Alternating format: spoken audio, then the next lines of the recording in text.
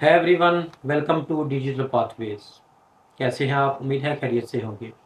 Last video में हम लोगों ने डिस्कस किया था कि वेबसाइट क्या है, यूआरएल क्या है, होस्टिंग क्या है। यूआरएल मतलब वेबसाइट का एक यूनिक एड्रेस, जिस जैसे youtube.com, google.com, facebook.com, tiktok.com। ये जो होता है ये यूआरएल होता है। यूआरएल डिस्कस किया था। होस्टिंग होस्टिंग जो होती है कंप्यूटर के अंदर एक स्पेस होती है जिसके अंदर वेबसाइट का कंप्लीट डाटा, सारी files, script, images, videos, everything जो है वो सेव की जाती है। उसको हम स्पेस को हम होस्टिंग कहते हैं। कंप्यूटर के अंदर एक स्पेसिफिक स्पेस दी जाती है, सॉफ्टवेयर के थ्रू उसको मैनेज किया जाता है, और उस सॉफ्टवेयर का जो फ्रंट एंड है वो हमें एज ए सी पैनल के तौर पर दिया जाता है। तो उसके अंदर हम लोगों ने अपना सारा डाटा स्टोर करना होता है, उसको होस्टिंग कहते हैं।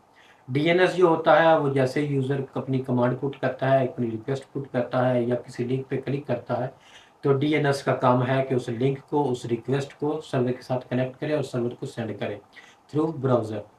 और जो सर्वर होता है वो उस रिक्वेस्ट को एनालाइज करता है, उसको वेबसाइट के अंदर डाटा को फेच करता है, और उसके अंदर मौजूद डाटा को, उस रिक्वेस्ट से रिलेटेड डाटा को वापस ब्राउज़र की तरफ सेंड करता है, और ब्राउज़र हमें वेबसाइट की शेप में वो हमें शो करवाता है। ये वेबसाइट का प्रोसीजर है। इस वीडियो में हम लोग डिस्कस करेंगे कि डोमेन जो है वो कहाँ से परचेज करना है, कैसे परचेज करना है, होस्टिंग कौन सी होनी चाहिए, होस्टिंग के मतलब थोड़ी डिस्कस करेंगे। मैं तकरीबन 2010 से इस फील्ड के साथ मुंसलिक हूँ। बहुत सी मुख्तलिफ होस्टिंग कंपनी के साथ मैंने काम किया है, लेकिन मेरे नज़दीक इस वक्त पाकिस्तान के लेवल पर अगर हम बात करें तो होस्टर पीके जो है वो सबसे बेस्ट है। छोटे लेवल की बेशक ये है होस्टिंग कंपनी है, पाकिस्तान के अंदर ये सबसे टॉप पे है और सबसे बेस्ट है। और अगर ओवरऑल देखा जाए, ग्लोबली देखा जाए, तो होस्टिंगर जो है वो मेरे लिए बेस्ट लगी है। होस्टिंगर और भी बहुत सी कंपनीज हैं जो ये क्लेम करती हैं कि वो फर्स्ट हैं, वो बेस्ट है। हर यूज़र का अपना एक एक्सपीरियंस होता है, अपना एक रिकमेंडेड वो लोग करते हैं। मैं आपको रिकमेंड करूँगा कि अगर आपके पास बजट कम है, आप बजट अफोर्ड नहीं कर सकते ज़्यादा, तो आप होस्टर पीके से होस्टिंग का परचेज़ करें, डोमेन परचेज़ करें। जो भी है प्रोसीजर आप करना चाहते हैं वो होस्टर पीके से करें। और अगर आपके पास बजट ठीक है, आप अफोर्ड कर सकते हैं, आप इसको एज ए बिज़नेस लेके जाना चाहते हैं, आप एक हैवी लेवल की अच्छी वेबसाइट क्रिएट करना चाहते हैं, या एज ए फ्रीलांसर आप लोगों को वेबसाइट्स बनाकर सेल करना चाहते हैं, तो होस्टिंगर जो है वो सबसे बेस्ट है। इन दोनों है वो होस्टिंग कंपनीज का लिंक जो है वो मैं नीचे डिस्क्रिप्शन में दे दूंगा, आप उसको विजिट कर सकते हैं। होस्टर पीके पाकिस्तान के लेवल पे लो बजट की होस्टिंग आपको मिलेगी, लेकिन बाद में इसमें कॉम्प्लिकेशंस आ सकती हैं। जैसे जैसे यूज़र्स डाटा आपका बढ़ता है, फाइलिंग बढ़ती है, तो इसमें आपको इश्यूज फेस करना पड़ सकते हैं। जबकि जो होस्टिंगर है वो उस चीज़ को एनालाइज करता रहता है, वो अपने आप को अपडेट करता रहता है, अपने होस्टिंग सर्वर्स को जो है वो अपडेट करता रहता है। इस वजह से वहाँ पे इश्यूज बहुत ही कम मिलते हैं। मुझे अच्छी तरह से याद है कि 2010 में मैंने फर्स्ट वेबसाइट जो है होस्टर पीके पे होस्ट की थी। तो जो अभी होस्टिंगर पे मैं शिफ्ट हुआ हूँ तो 2021 में हुआ हूँ, तो 3 ईयर्स अगो। तो होस्टल पीके पे मुझे तकरीबन मंथली बेस पे कोई ना कोई कंप्लेन जनरेट करना पड़ती थी, टिकट जनरेट करना पड़ती थी, और उनका सोल्यूशन मुझे मिलता था। होस्टल पीके मैं इसलिए आपको रिकमेंड करता हूँ कि पाकिस्तान के अंदर मौजूद जितनी भी होस्टिंग कंपनीज हैं वो सारी इसी बेस पे हैं। उन्होंने आगे से होस्टिंग जो है परचेज की होती है, वो आपको आगे रीसेल करते हैं। लेकिन होस्टर पीके जो है वाहिद ऐसी कंपनी है जिनका रिस्पांस टाइम बहुत अच्छा है, जिनका रिस्पांस अच्छा है, जिनके पास टेक्निकल जो टीम है वो अच्छी है, अच्छा रिस्पांस देते हैं, फौरी इशू को रिजोल्व करते हैं। बहुत से ऐसे इश्यूज होते हैं जो ये भी सॉल्व नहीं कर सकते, तो उस पर थोड़ा सा इनको टाइम रिक्वायर होता है, लेकिन ये जितना जल्दी पॉसिबल हो सके वो आपके इशू को रिजोल्व करते हैं। और जो होस्टिंगर है, होस्टिंगर आई थिंक उसके अंदर काफ़ी उन्होंने ऐसे फीचर्स दे दिए हैं जिससे आपको खुद भी आइडिया हो जाता है कि कहाँ पे प्रॉब्लम्स है, आप खुद भी उसको सॉल्व कर सकते हैं। अगर लो बजट है आपका तो आप होस्टर पीके पे कर सकते हैं। अगर आप अफोर्ड कर सकते हैं, आपके पास अच्छा बजट है, आप लॉन्ग टर्म चलना चाहते हैं, आपकी वेबसाइट्स अच्छी हैं, और आप आगे कंटिन्यू करना चाहते हैं ऐसे कि as a business, as a freelancer, तो फिर होस्टिंगर बेस्ट है। तो चले फिर होस्टर पीके पे चलते हैं और देखते हैं कि डोमेन कैसे परचेज करते हैं। अपने गूगल क्रोम पे, मोजिला फायरफॉक्स से, जो भी आपके पास ब्राउज़र अवेलेबल है, लैपटॉप पे है, मोबाइल पे है, कंप्यूटर पे है, जिस पे भी है, उस पे ब्राउज़र पे आप लोग होस्टर पीके pk.com एंटर कर लें डायरेक्ट यूआरएल, या होस्टर पीके जो है गूगल पे सर्च कर लें। जैसे मैंने ये होस्टर पीके जो है वो सर्च किया, इसमें देखें सबसे टॉप पे उन्होंने होस्टिंगर का दिया हुआ है, ये वाला। और उसके बाद जो होस्टर पीके है, ये दोनों स्पॉन्सर्ड हैं, मतलब दोनों अपने एडवर्टाइजमेंट कर रहे हैं गूगल पे। अब हम लोग ने होस्टर पीके पे जाना है, तो ये होस्टर पीके है। जैसे ही हम इस पर क्लिक करते हैं तो इस तरह का जो इंटरफेस है वेबसाइट का वो हमारे सामने शो होता है। इसमें ये देखें होम पेज के बाद होस्टिंग है, होस्टिंग के अंदर इन्होंने बहुत कुछ दिया हुआ है। ये शेयर्ड होस्टिंग है, इसके अंदर जो सबसे टॉप पे है वो उन्होंने दिया वेब होस्टिंग। ये वेब होस्टिंग ऐसी है जो लिमिटेड होती है, इसमें 1 GB 2 GB 4 GB 10 GB तक वो उन्होंने डाटा दिया हुआ है। उसके बाद अनलिमिटेड होस्टिंग है। अनलिमिटेड होस्टिंग में भी आपको रिस्ट्रिक्शंस तो हैं, लेकिन ये काफ़ी बड़ी तादाद में उन्होंने वो डाटा आपको देते हैं। अनलिमिटेड वेबसाइट्स आप उस पर होस्ट कर सकते हैं, काफ़ी बड़ा डाटा इसके ऊपर आप स्टोर कर सकते हैं। उसके बाद विंडो होस्टिंग है, वो एक टेक्नोलॉजी है विंडोज़ की, तो उस तरह की है। सेकंड है प्रोफेशनल होस्टिंग। प्रोफेशनल होस्टिंग वो होस्टिंग है जो अनलिमिटेड है। अनलिमिटेड है बिजनेस, अगर आप वेबसाइट बनानी है, बहुत बड़े लेवल की न्यूज़ वेबसाइट बनानी है या बड़ी वेबसाइट बनानी है, तो इस पे आप आ सकते हैं। एक से ज़्यादा वेबसाइट होस्ट करनी है तो ये बिजनेस प्रोफेशनल होस्टिंग जो है बेस्ट है। वर्डप्रेस होस्टिंग, ये जस्ट एक नाम दिया होता है कि वर्डप्रेस होस्टिंग, जबकि जो भी आप होस्टिंग परचेज करेंगे उसके अंदर ऑलरेडी वेबसाइट वर्डप्रेस की फीचर्स होते हैं। ये इन्होंने जस्ट यूज़र को इंटरेक्ट करने के लिए ये वर्डप्रेस होस्टिंग बताया हुआ। बिजनेस होस्टिंग वही होस्टिंग है। उसके बाद आते हैं वीपीएस होस्टिंग। जब आपके पास यूज़र्स की तादाद बढ़ जाती है और आपकी शेयर होस्टिंग जो है वो इश्यूज कर रही होती है, तो फिर आपको वीपीएस पे कन्वर्ट होना पड़ेगा। वीपीएस वर्चुअल प्राइवेट सर्विस का नाम दिया गया है, वो स्पेसिफिक पूरी स्पेस आपको दी जाती है, वो शेयर्ड में नहीं शामिल होती है। उसके बाद विंडोज़ वीपीएस, वो टेक्नोलॉजी से रिलेटेड है।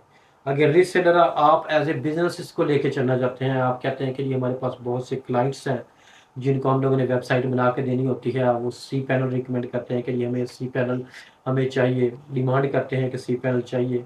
और उस लेवल पे अगर आपने जाना है तो लिनक्स रीसेलर है। लिनक्स जो होता है वो टेक्नोलॉजी से रिलेटेड नाम है। तो जैसे विंडो, जैसे हमारे पास मोबाइल में होता है एंड्रॉयड और दूसरा विंडो मोबाइल, इस तरह एक लिनक्स होस्टिंग है, ये सबसे टॉप है लिनक्स।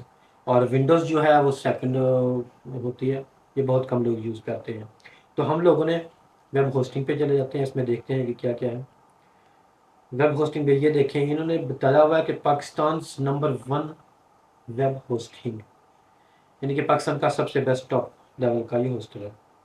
अब नीचे देखें, ये इन्होंने पूरा प्लान दिया हुआ है। जो इनिशियल पैकेज है इनका वो है 4810 रुपीज़ पर ईयर। याद रखिएगा ये डॉलर की बेस पे होता है, डॉलर इंक्रीज होगा तो इसका रेट इंक्रीज हो जाएगा, डॉलर डिक्रीज होगा तो इसका रेट भी डिक्रीज हो जाता है। जब फर्स्ट टाइम मैंने वेबसाइट क्रिएट की थी तो 2010 में, तो वो 1200 में मुझे ये होस्टिंग मिली थी। तो उसके नीचे अगर आते हैं तो इसमें मतलब पैनल दिए हुए हैं, पैकेजेस हैं, प्लान्स हैं। प्लान 1 2 3 4, ये 4 है, लेकिन ये लिमिटेड प्लान्स है। इसमें ये देखें 1 GB 2 GB 3 GB 5 GB तक डाटा है। और ट्रांसफ़र, जो आपकी फाइल्स को ट्रांसफ़र का डाटा जो होता है उसको बैंडविड्थ कहते हैं। ये 20 GB 40 GB 60 GB 100 GB, वो ये होता है कि जैसे मैं किसी यूआरएल पे कमांड पुट करता हूँ, उसके अंदर जितनी पिक्चर्स होती हैं वो लोड होती हैं, वो सारा डाटा काउंट होता है कि वो कितने एमबी का पेज बन रहा है। कमांड का आगे पुट होना, उसके बाद सर्वर का रिस्पॉन्स देना, सर्वर का डाटा को वापस ब्राउज़र की तरफ सेंड करना। इसके दौरान जितना भी डाटा आपका यूज़ होता है उसको हम बैंडविड्थ में काउंट करते हैं, ये बैंडविड्थ होती है।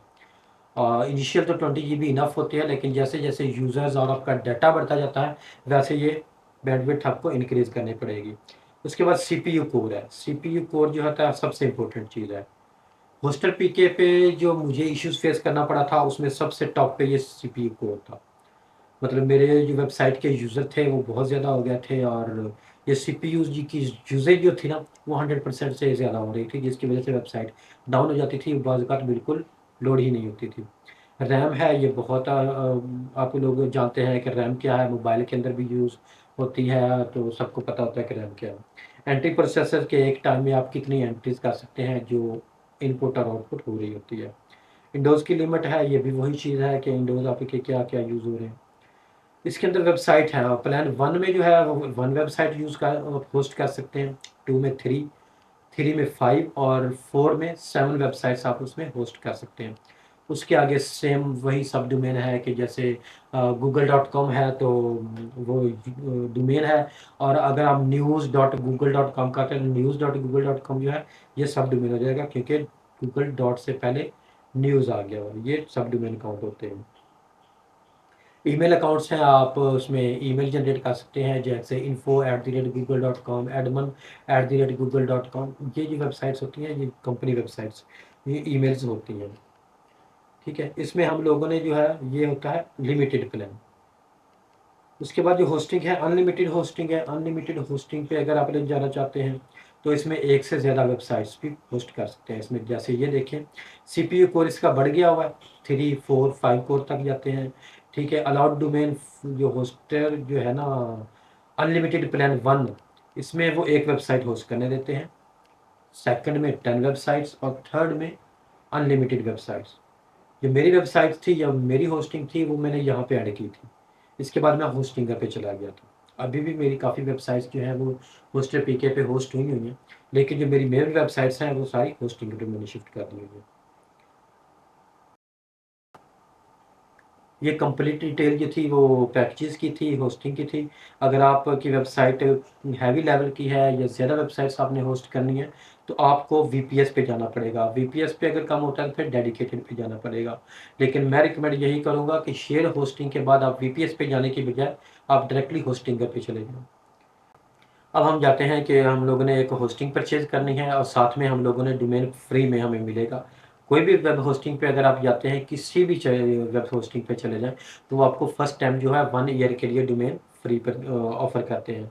क्योंकि आप लोग उनकी होस्टिंग ले रहे हैं, उनको पता है कि आप ये जो बंदा है, ये कंपनी है या ये पर्सन्स जो हैं, ये होस्टिंग दे रहे हैं, तो डोमेन जो है वो फर्स्ट फ्री में मिलता है। इसमें ये देखें, फ्री जो डोमेन है वो उन्होंने सबसे टॉप पे दिया हुआ है। होम पेज पे चलते हैं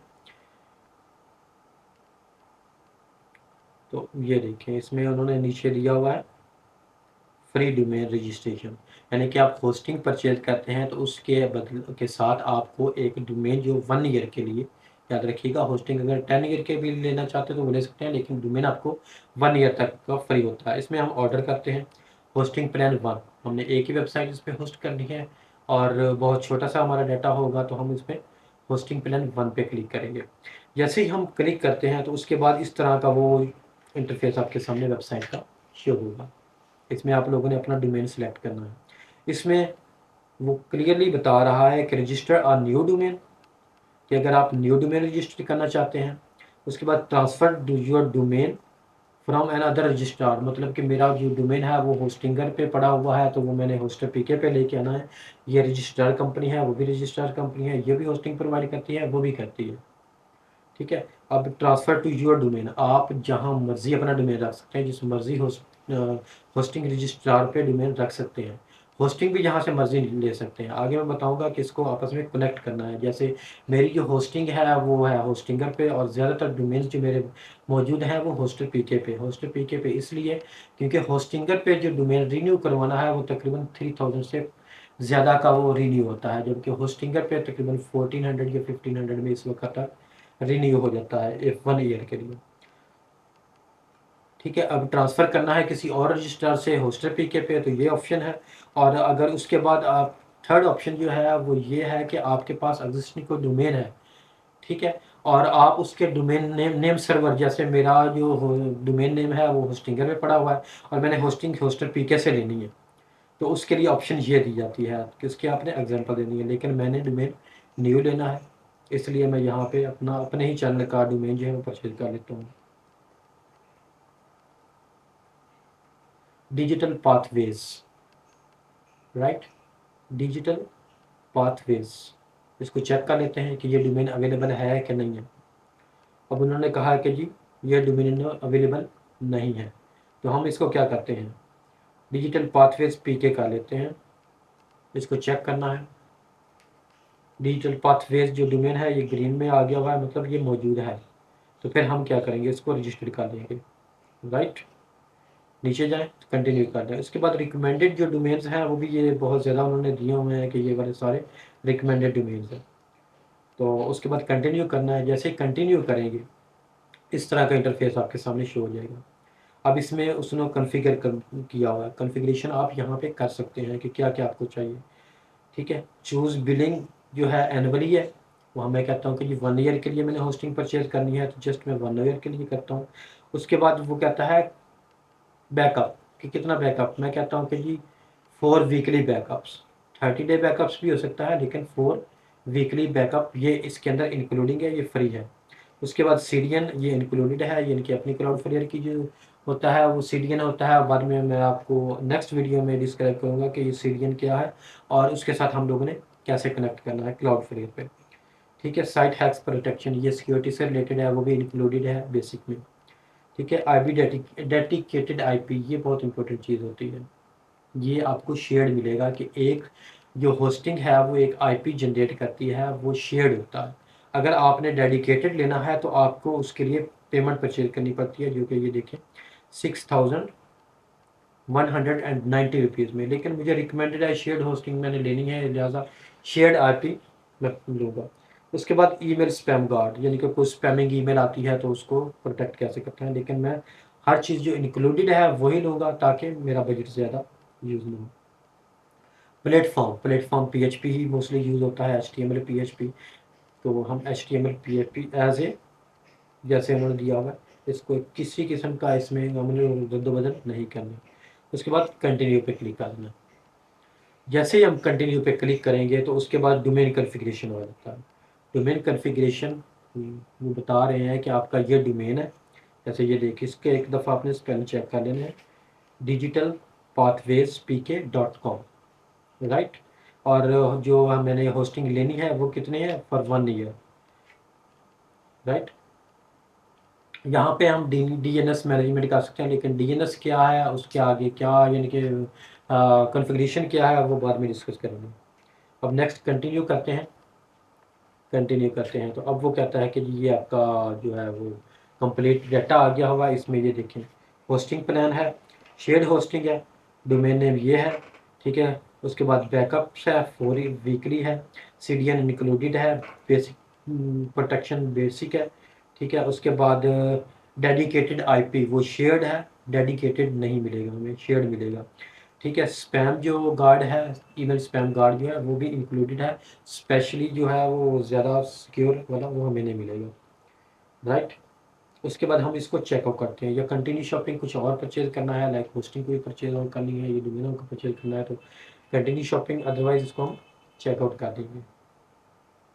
जैसे ही चेकआउट करेंगे तो वो यहाँ पे आपकी पर्सनल इन्फॉर्मेशन मांगेगा, जैसे फर्स्ट नेम, लास्ट नेम, आपका ईमेल एड्रेस, आपका कॉन्टैक्ट नंबर। ठीक है, उसके बाद आपकी कंपनी का नाम अगर कोई है, ऑप्शनल उन्होंने लिखा हुआ है कि अगर कोई है तो आपकी कंपनी का नाम, आपका एड्रेस, याद रखिएगा ये वो एड्रेस है जो आपके बाद में डोमेन के साथ अटैच होगा और डोमेन हु इस डाटा के अंदर वो शो होगा। ठीक है, सिटी स्टेट, जैसे पंजाब है हमारा स्टेट, पोस्टल कोड जो है वो आप कोई भी दे सकते हैं, ये आप दे सकते हैं। उसके बाद आ जाता है अकाउंट सिक्योरिटी, पासवर्ड है, पासवर्ड यानी कि क्या है, पासवर्ड आप उसमें पुट कर सकते हैं। उसके बाद पेमेंट मेथड का मांग रहा है कि 4810 रुपये आपने पेमेंट करनी है। जैसे ये देखो टोटल ड्यू इतनी है, आप कैसे पे करना चाह रहे हैं। ये प्रोसीजर्स जो हैं ये बाद में चेंज भी हो सकते हैं, लेकिन इंटरनेट बैंकिंग बाय डिफ़ॉल्ट है, सबसे ज़्यादा लोग यूज़ करते हैं इजी पैसा, जैज़ कैश यानी कि ई वॉलेट।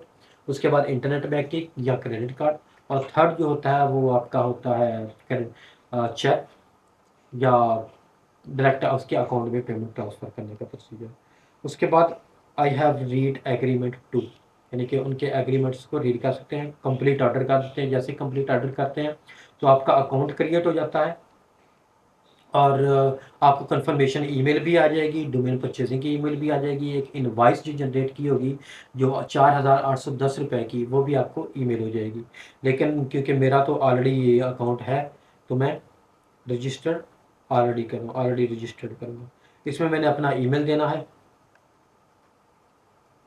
उसके बाद मैंने अपना पासवर्ड देना है और उसको लॉगिन कर देना है।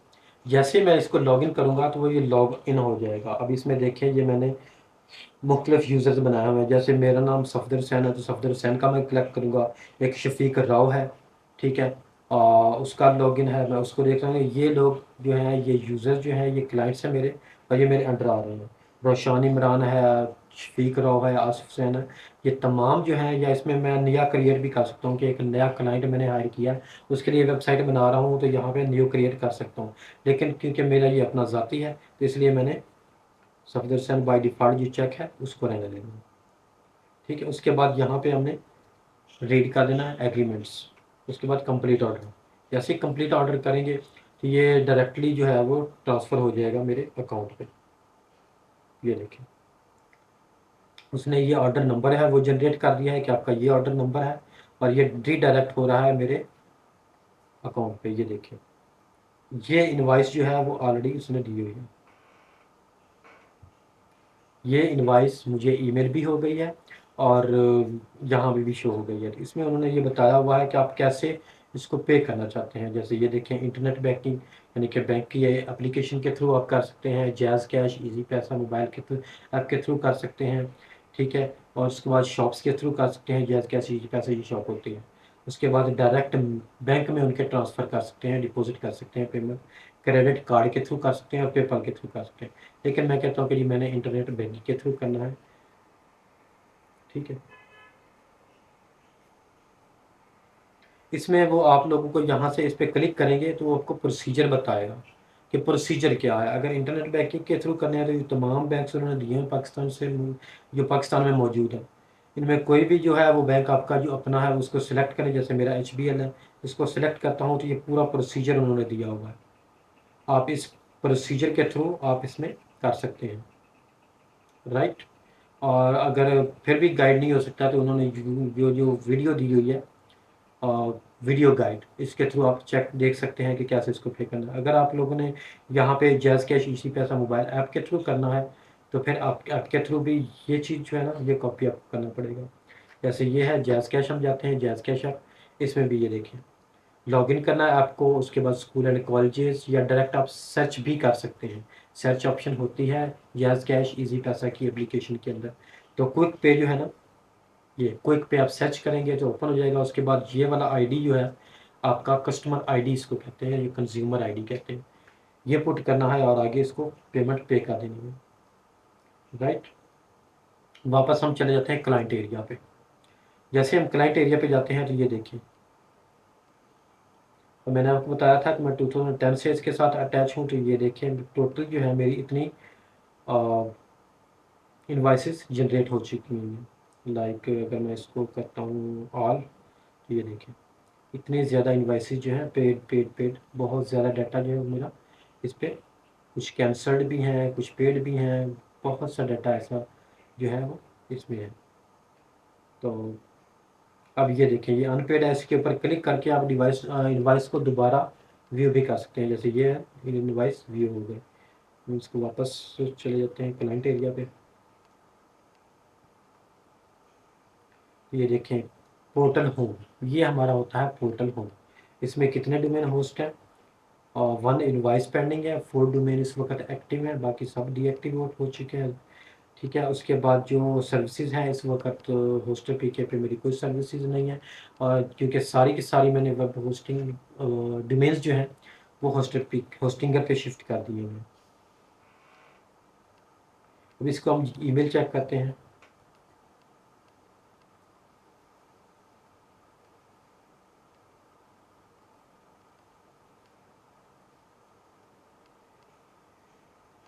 ये देखिए, ये होस्टर पीके ये इसने बता दिया हुआ है कि भैया प्लान 1 आपने लिया है, ये डोमेन लिया है, 2025 तक लिया है, 4,810 रुपये में आपका ये हुआ है। और ये बेसिक जो एडम्स वगैरह चीज़ें हैं वो कंप्लीट उन्होंने दी हुई हैं। डोमेन का बताया हुआ है कि भाई इसने आपने डोमेन रजिस्ट्रेशन करवाया, उसकी फ़ीस क्या है, 0.00 PKR, राइट। लिहाजा सब टोटल जो है वो 4,810 रुपये हैं। क्रेडिट कितना है, इतना, और टोटल जो पेमेंट है वो इतनी पेमेंट है। ये आपको एक ईमेल आ गई है, नीचे इसकी इनवाइस है, इसको आप डाउनलोड भी कर सकते हैं।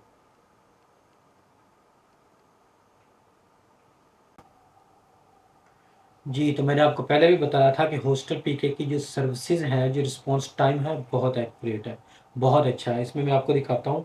ये देखिए, मैं अपने ईमेल पे जाता हूँ। ये देखिए, इसको जो ऑर्डर दिया गया था वो 10:42 पे ठीक है। उसके बाद जो पेमेंट हुई वो 11 PM AM सॉरी। उसके बाद जो डोमेन रजिस्ट्रेशन है, ये देखिए डोमेन रजिस्ट्रेशन का उसने पूरी डिटेल सेंड की हुई है कि ये रजिस्टर्ड डोमेन हो चुका है 1106 पे, राइट। 1106 पे डोमेन रजिस्ट्रेशन हो गई। उसके बाद ये देखें 1106 पे ही उनकी ईमेल कंफर्मेशन हो गई कि ये आपका डोमेन जो है ये डोमेन है, ये रजिस्ट्रेशन डेट है और ये registration for 1 year. Next due date जो है वो 25 है, राइट। उसके बाद जो अकाउंट क्रिएशन, जो होस्टिंग हम लोगों ने प्लान परचेज किया है, होस्टिंग प्लान 1, उसकी ईमेल आ गई वो 1107 पे, यानी कि भाई complete procedure with in 20 minute ये कंप्लीट हो गया। ये देखें इसमें उन्होंने ये कंप्लीट बताया हुआ है कि डोमेन नेम क्या है, यूज़र नेम क्या है, ठीक है। उसके बाद जो सी पैनल का है ये, सॉरी, राइट। ये देखिए होस्टिंग अकाउंट, ये डोमेन नेम, ये यूज़र नेम, राइट, ये पासवर्ड और उसके बाद ये सी पैनल का URL के इस पर आप क्लिक करेंगे तो डायरेक्टली आप सी पैनल पे जा सकते हैं, ठीक है। अब इसमें देखें ये पहले इसमें 0 था, डोमेन नेम 4 थे, जस्ट 4 डोमेन थे। अब ये देखें डोमेन पे क्लिक करते हैं, डोमेन पे ये देखें ये कोई एक्सपायर्ड हो चुके हैं, कोई सस्पेंडेड है, कोई कैंसिल हो चुके हैं वगैरह वगैरह। ये काफ़ी ज़्यादा डोमेन्स मैंने ऑलरेडी इसमें रखे हुए थे। इसमें हम जब जस्ट एक्टिव पे जाते हैं, एक्टिव में अब ये देखें ये जस्ट 5 डोमेन नेम्स जो हैं वो एक्टिव हैं। इसमें ये डिजिटल पाथवे, इस पर क्लिक करते हैं, यहाँ पे डोमेन की जो पूरी इंफॉर्मेशन है वो पिक कर देता है, शो कर देता है। जैसे ये देखिए ऑटो रिन्यू का है ऑप्शन दी हुई है, इनेबल्ड है, रजिस्ट्रार लॉक जो है वो इनेबल्ड है, कॉन्टैक्ट इंफॉर्मेशन जो है वो उसमें दी हुई है, आप इसको बाद में चेंज भी कर सकते हैं। जैसे ये देखिए, राइट। क्लाइंट एरिया पे चले जाते हैं। अब ये है इनके क्लाइंट एरिया। इसमें मैंने एक सर्विसेज जो है मैं एक परचेज की है, बाकी तो जारी बात है सस्पेंड हो चुकी हुई है या टर्मिनेट हो चुकी है क्योंकि मैंने उनको रिन्यू नहीं करवाया, ठीक है। इसमें जो एक्टिव है, एक्टिव 1 है, पेंडिंग 2 है, सस्पेंडेड 3 है और टर्मिनेट 4 है, कैंसल्ड भी 4 है, राइट। इस पर आप क्लिक करते हैं। जैसे ही हम क्लिक करते हैं तो ये देखें ये इसने बता दिया हुआ है कि होस्टर प्लान 1 है और जो डोमेन है उससे रिलेटेड डिजिटल पाथवेज pk.com है।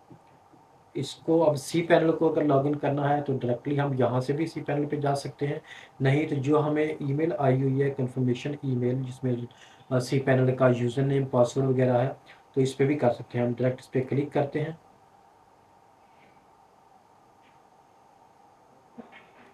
इसमें वो बता रहा है कि भाई कुछ सस्पिशियस लिंक्स वगैरह भी हो सकते हैं, कुछ भी हो सकता है, लेकिन ये गूगल का इशू है, उसने इसको क्लियरली नहीं लिया हुआ। ये यूज़र नेम दिया हुआ है सी पैनल का, ये सी पैनल का यूज़र नेम और पासवर्ड, इसको लॉगिन करते हैं। जैसे इस पे लॉगिन पे क्लिक करते हैं तो सी पैनल हमारा लॉगिन हो जाएगा। इसमें अब ये देखें ये इसने कंप्लीट दी थे, वो पहले वो ट्यूटोरियल देता है, हम इसको कहते हैं कि जी इसको अलाउ करते हैं, ये डिनाई भी कर सकते हैं। और पासवर्ड जो है वो सेव करना चाहते हैं तो हम कहते हैं नेवर। इसको आप देख सकते हैं कि restore backup data, site builder वगैरह वगैरह, वो जो इन्फॉर्मेशन वो मांगता है आप उसको दे सकते हैं कि प्रीवियस कोई अकाउंट है तो उसको देख सकते हैं। हम इसको स्किप कर देते हैं। ये देखिए अब इसमें यूज़र नेम भी दिया हुआ है, नीचे प्राइमरी डोमेन है, आईपी शेयर्ड आईपी आपको दे दिया गया है, उसकी डायरेक्टरी जो आपके होस्ट सर्वर पे जो डायरेक्टरी बनी है वो दे दी हुई है, जहाँ पे आपकी फाइल्स वगैरह सेव हुई है। ये कंप्लीट इन्फॉर्मेशन उसने दे दी हुई है कि ये इंटी प्रोसेस 1 है, फिजिकल मेमोरी है, मेलिंग लिस्ट है वगैरह वगैरह, ये पूरी डिटेल उसने दे दी हुई है इस साइड पे, राइट। अब हम लोगों ने इस पे अपनी जो वेबसाइट है, अपना जो डोमेन है digitalpathways.com, digitalpathwayspk.com, इसको हम लोगों ने वेबसाइट को इंस्टॉल करना है। अगर अभी हम इसको करते हैं तो ये देखिए इस पर क्लिक करते हैं तो इसमें कुछ भी नहीं है, जस्ट वो खाली एक पेज उसने ओपन किया हुआ है जो सी पैनल में लॉगिन हुआ होगा, सी पैनल में मौजूद है। इसमें आप नीचे जाएं और नीचे जाते हैं तो इसमें हमने अपने वर्डप्रेस की वेबसाइट को इंस्टॉल करना है। उसमें कोई इतना लंबा चौड़ा प्रोसीजर नहीं है, कोई कुछ नहीं है, सिंपल स्टेप्स हैं, वो मैं आपको बता देता हूँ। ये देखिए, वर्डप्रेस मैनेजर बाय सॉफ्टकूलर। सॉफ्टकूलर सॉफ्टवेयर का नाम है जो वर्डप्रेस से रिलेटेड होता है। इस वहाँ पे भी जा सकते हैं और यहाँ पे भी जा सकते हैं। ये देखिए वर्डप्रेस, इस पे भी क्लिक करेंगे तो भी वही ओपन हो जाएगा, लेकिन हम लोग ओपन करते हैं कि ये देखिए वर्डप्रेस सॉफ्टवेयर, ये पूरा एक मैनेजिंग पैनल है वर्डप्रेस से रिलेटेड, ये उसने दिया हुआ है। क्योंकि इस होस्टिंग पे हम लोगों ने कोई वेबसाइट होस्ट नहीं की हुई, इसलिए यहाँ पे कोई स्पेस नहीं है। हम इसको इंस्टॉल करते हैं। इंस्टॉल करते हैं तो सबसे पहले ये जो होस्टल पीके है, ये हमें एस एस एल जो सर्टिफिकेट है वो फ्री में प्रोवाइड करता है लॉन्ग टाइम के लिए। हम इसलिए इसको HTTPS करते हैं। HTTPS कर दें या HTTPS www कर दें, वर्ल्ड वाइड वेब हम एस कहते हैं। HTTPS www.digitalpathwayspk.com, ये हमारा आ जाएगा कि ये देखिए www.digitalpathways.com। अब ये जो है ना, ये आपकी डायरेक्टरी है, इसको हम लोगों ने नहीं करना, इसको हम लोगों ने एम्प्टी रखना है ताकि हमारा जो डोमेन नेम है वो ये बने।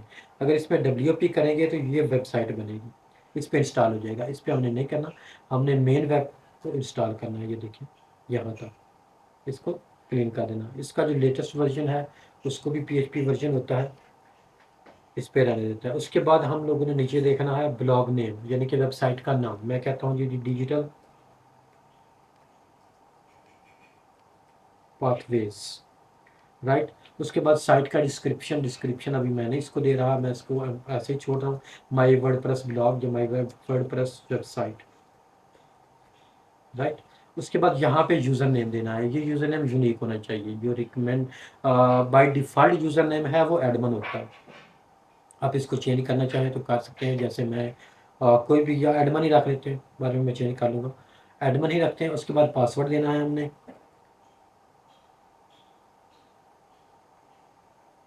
ये देखिए, अब ये इसने स्ट्रॉन्ग कर दिया। अगर मैं इसको मिनिमम करता हूँ, ये देखिए ये कम है। जितना कम से कम होता जाएगा वो पासवर्ड वीक होता जाएगा।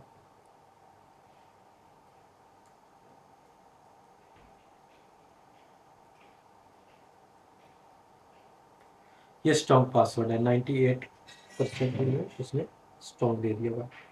वर्डप्रेस वेबसाइट है। अब इसमें वो देख रहा है इनेबल्ड मल्टी साइट, मतलब कि आप इस वेबसाइट से रिलेटेड आगे जो सब डोमेन पर ऐड करने हैं या मुख्तलिफ डायरेक्टरीज पे मुख्तलिफ पेजेस ऐड करने हैं, उन पे ये मल्टी साइट अपलोड करेगा। यानी कि एक साइट पे अगर हम चेंजिंग करें तो दूसरी वेबसाइट्स पे भी चेंजिंग होती जाएगी। ये मल्टी वेबसाइट है। हम लोग कहते हैं कि जी नहीं, हमें सिंगल वेबसाइट चाहिए। डिसेबल्ड वेब वर्डप्रेस क्रोन, ये क्रोन हमें नहीं चाहिए। ये नेक्स्ट के भी किसी वीडियो में डिस्कस करेंगे इंशाल्लाह।